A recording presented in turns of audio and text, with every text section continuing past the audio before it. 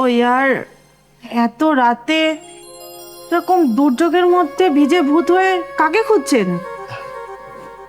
নমস্কার, এটা কি সুমিতের বাড়ি? মানে সুমিত হালদার?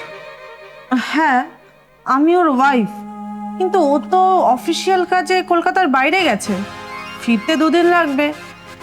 আপনি মানে আপনার কি কোনো দরকার? ও, সুমিত নেই আসলে। আমি ওর কলেজের বন্ধু সৌমেন। হ্যাঁ হ্যাঁ, মানে সুমিতের মুখে আপনার কথা আমি শুনেছি, সৌমেন না? কিন্তু এরকম ছাতা ছাড়া মাঝরাতে এরকম ভাবে ভিজে, কোনো প্রবলেম? আসলে বৌদি, আজকে আমার একটা চাকরির ইন্টারভিউ ছিল। ফিরতে ফিরতে মানে ইন্টারভিউটা শেষ হতে অনেকটা রাত হয়ে গেল। আর বাইরে যা ঝড় বৃষ্টির ওয়েদার, স্টেশনে গিয়ে দেখি সব ট্রেন ক্যান্সেল। আমার বাড়ি এখান থেকে 150 কিলোমিটার দূরে, বাস স্ট্যান্ডেও কোনো বাস নেই। তারপর মোবাইলটাই ডেড। তাই অনেক খুঁজে খুঁজে সুমিতের বাড়ি আসতে গিয়ে পুরো ভিজে গেলাম। আই সি, আজ তো বিকেল থেকেই ওয়েদারটা খুব খারাপ।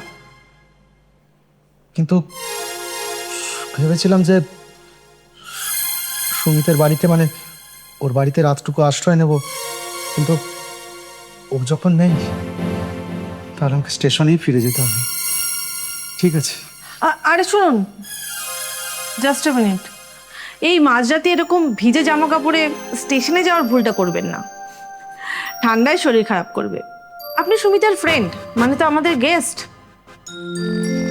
না মানে বৌদি, সুমিত নেই, আপনি একা আছেন, এই সময় কোনো পরপুরুষ আপনার সাথে রাত কাটালে সমাজ বা আপনার প্রতিবেশী ঠিক ভালো চোখে দেখবে না, পরে আপনারই প্রবলেম হতে পারে। সমাজ নিয়ে ভাবার সময় আমার নেই। সমাজ আপনাকে বিপদের দিনে একটা শুকনো টাওয়াল দিয়েও হেল্প করবে না। আর দেখুন, সুমিত যদি জানতে পারে ওর ফ্রেন্ড ওর দরজা থেকে এরকম ভিজে ফিরে গেছে, তাহলে কিন্তু আমার ওপর চরম রাগারাগি করবে। সুমিত থাকলেও এটা হতে দিত না। কিন্তু বৌদি, আপনাকে কোনো অকওয়ার্ড সিচুয়েশনে ফেলতে চাইছি না। না না, এতে অকওয়ার্ড হওয়ার কিছু নেই। দেখুন, প্রবলেম তো আর অ্যাপয়েন্টমেন্ট নিয়ে আসবে না, তাই না? সো আপনি এত চিন্তা করবেন না, আপনি জলদি ভেতরে আসুন, মেঝেতে জল পড়ছে। আপনি তাড়াতাড়ি বাথরুমে গিয়ে চেঞ্জ করে নিন। আমি সুমিতের একটা শুকনো জিন্স আর টি শার্ট আপনাকে দিচ্ছি। সত্যি বৌদি, আপনি সুমিতের ফ্রেন্ডশিপের মানটা সত্যিই রেখে দিলেন। আরে না না, থ্যাঙ্কস বলে ফ্রেন্ডশিপটাকে ছোট করবেন না। আপনি তাড়াতাড়ি ভেতরে আসুন আর এই ভেজে জামা কাপড়গুলো চেঞ্জ করে নিন। থ্যাংক ইউ বৌদি, আপনার মতো ব্রড মাইন্ডেড মানুষ সত্যি এখন আর দেখা যায় না। Oh really? প্লিজ।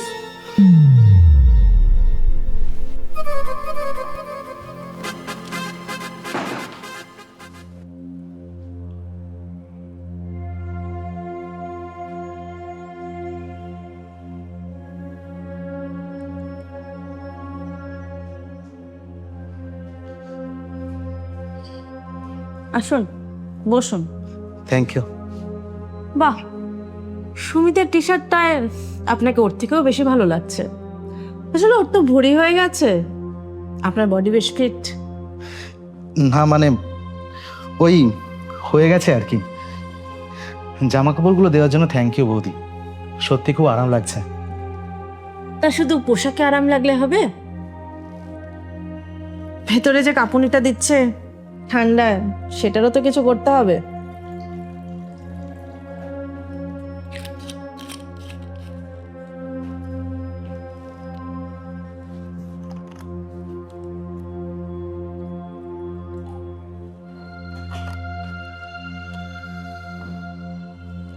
নিন, ধরুন। না মানে আমি এসব খাই না, মানে কখনো ট্রাই করিনি। লাইফে তো অনেক কিছুই প্রথমবার ট্রাই করতে হয় সৌমেন বাবু। আর আজ তো একটা স্পেশাল রাত, বাইরে এত ঝড় বৃষ্টি, আর এখানে ঘরের ভেতর আপনি একা, আমি একা। এত সুন্দর একটা আবহাওয়াকে আপনি শুধু শুধু নষ্ট করতে দেবেন? নিন ধরুন, এটা আমার অনুরোধ।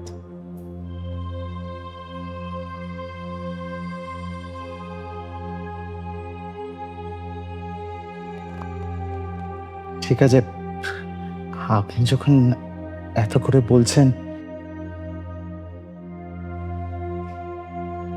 Ja, একটা বাজি কাছে রয়েছে। একটা কথা জিজ্ঞেস করবো বৌদি, কিছু মনে করবেন না তো? না না, আমরা তো এখন বন্ধুই, বলুন না। আচ্ছা বৌদি, আপনার আর সুমিতের ম্যারেড লাইফ কেমন কাটছে? না মানে, ও তো সারাক্ষণ বিজনেস আর ট্যুর নিয়ে বাইরেই থাকে, আপনার একা লাগে না?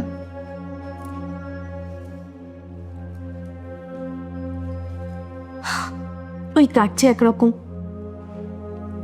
আসলে সুমিত মানুষ হিসেবে খারাপ না, তবে ও বড্ড যান্ত্রিক। ওর লাইফে রোম্যান্স ইমোশনসের কোনো জায়গা নেই। ও মনে করে টাকা আর লাক্সারি দিলেই সব কিছু হয়ে যায়। এই দেখুন না, এত বড় ফ্ল্যাট, দামি ড্রিঙ্কস, ও এসব দিয়ে আমার একাকিত্ব ঢাকার চেষ্টা করে। তো বোঝেই না যে একটা মেয়ের শরীরের মনেরও একটা চাহিদা থাকে। যাই হোক, বাদ দিন, আপনি আপনার কথা বলুন। বিয়ে থা করেননি? বাড়িতে কে কে আছে? না, এখনো এখনো ওসব হয়ে ওঠেনি। চাকরির বাজার তো দেখছেন, নিজের একটা হিললে না হলে একটা মেয়েকে বিয়ে করব কি করে? বাড়িতে শুধু আমি আর মা। বাবা তো কোন ছোটবেলাতেই মারা গেছেন। তার মধ্যে মায়ের শরীরটাও খুব খারাপ হয় মাঝে মাঝে। তাই এই চাকরির পিছনে ছুটতে ছুটতে নিজের দিকে আর তাকানোর সময় হয়ে ওঠেনি। তার মানে আপনিও বড্ড একা। একটা কথা কি বলুন তো সৌমেন বাবু, লাইফের টাকা চাকরি সব কথা নয়। এই যে এত বছর ধরে নিজের সব ইচ্ছেগুলোকে মনের ভেতরে চেপে রেখেছেন, কষ্ট হয় না আপনার? হতো, কিন্তু কেন জানি না আজ তোমার সামনে বসে আমার সব কষ্ট উধাও হয়ে যাচ্ছে বৌদি। না, আর বলতি না। এখানে সুমিত নেই। আজ এই ঘরে সুমিতের কোনো অস্তিত্ব নেই। So just call me Ananya. Ananya, এই আলোয় তোমাকে খুব সুন্দর লাগছে। তোমার এই সুন্দর পারফিউমের গন্ধ আমার ভেতরটা কেমন যেন উথাল পাথাল করে দিচ্ছে। তাই তাহলে এই সৌন্দর্য কি শুধু দূর থেকেই দেখবে? আজ বাইরের এই ঝড়টা আমার ভেতরে আগুনটাকে জ্বালিয়ে দিয়ে যাচ্ছে সৌমেন। আমি আর এই একাকিত্ব সইতে পারছি না। অনন্যা, আমি জানি না আমি ঠিক করছি না ভুল করছি, কিন্তু তোমার এই রূপ, এই ছোঁয়া আমাকে পাগল করে দিচ্ছে। আমার সারা শরীরে যেন আগুন জ্বলছে। তাহলে সেই আগুন নিভিয়ে দাও না সৌমেন। কে বারণ করেছে? আজ তো আমাদের মধ্যে কোনো বাধা নেই, কোনো সমাজ নেই, শুধু তুমি আছো আর আমি আছি। তুমি কি আর আমাকে আরো শক্ত করে জড়িয়ে ধরো। অনন্যা, তোমার শরীরটা বড্ড মাদকতায় ভরা। আমি নিজেকে আর ঠিক রাখতে পারছি না।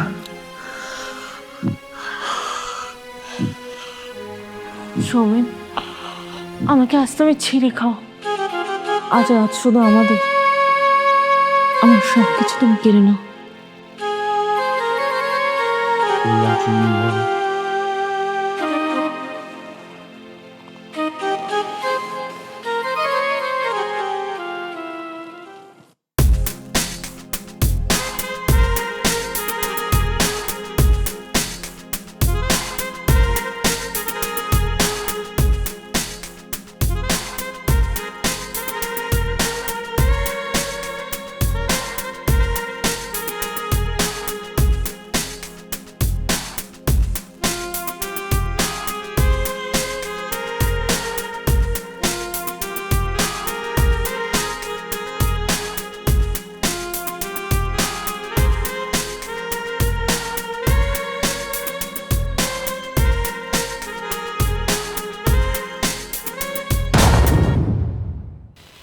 আরে সৌমেন না, তুই এত সকালে এখানে কি করছিস?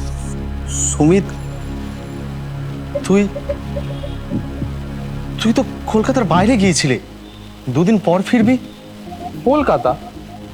আমি তো অফিসের কাছে জলপাইগুড়ি গিয়েছিলাম, কাজ শেষ হয়ে গেল তাই ভোরের ট্রেনে চলে এলাম। তা তুই সাত সকালে এখানে কি করছিস? আর এই তোর গায়ে আমার টি শার্টগুলো কেন? আসলে কালকে একটা বড় কোম্পানির চাকরির ইন্টারভিউ ছিল, শেষ হতে হতে রাত হয়ে গেল। তারপর স্টেশনে ফিরে শুনি ঝড় বৃষ্টির মধ্যে সব ট্রেন ক্যান্সেল, আর মোবাইলটাও ডেড হয়ে গেছিল। তাই অনেক খুঁজে খুঁজে রাত 10:30টার সময় তোর বাড়িতে এলাম।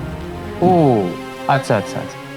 তা তুই কাল রাতে কোনো হোটেলে বা কোনো স্টেশনে চলে গেলি না? যেহেতু আমি কাল রাতে বাড়ি ছিলাম না। আরে আমি তো চলেই যাচ্ছিলাম, কিন্তু তোর বউ মানে অনন্যা বৌদি আমাকে একেবারেই ছাড়লো না। বললো সুমিতের একজন এত পুরনো বন্ধু দরজার সামনে থেকে এসে ফিরে যাবে, সেটা কি কখনো হয়? খুব জোর জবরদস্তি করলো। আমি ফিরে গেলে নাকি তুই খুব রাগারাগি করবি। আর উনি খুব ভালো রে, এই দেখ না তোর এই শুকনো জামা কাপড়গুলো আমাকে পরার জন্য দিল।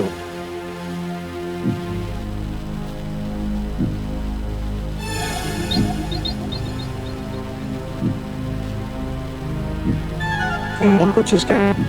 নাকি তোর বাড়িতে রাত কাটিয়ে খুব অন্যায় করে ফেলেছি? তুই রাগ করেছিস?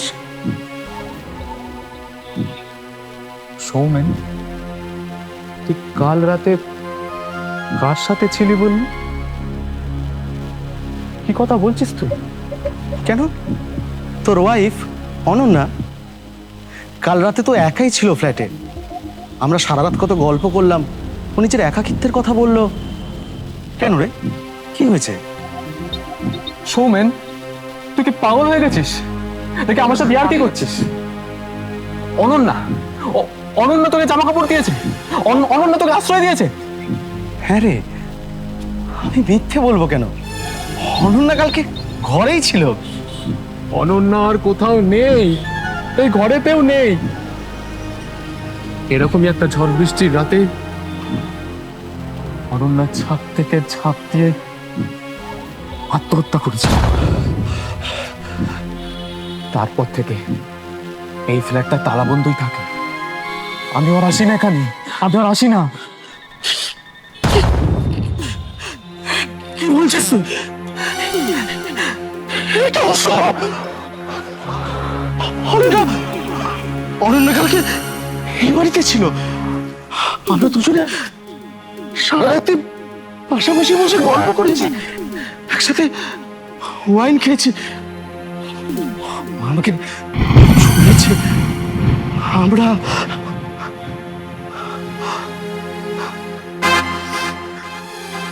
সৌমেন, তুই যার সাথে কালকে রাতে বসে কথা বলেছিস সে অনন্যা নয়, সে অন্য কিছু।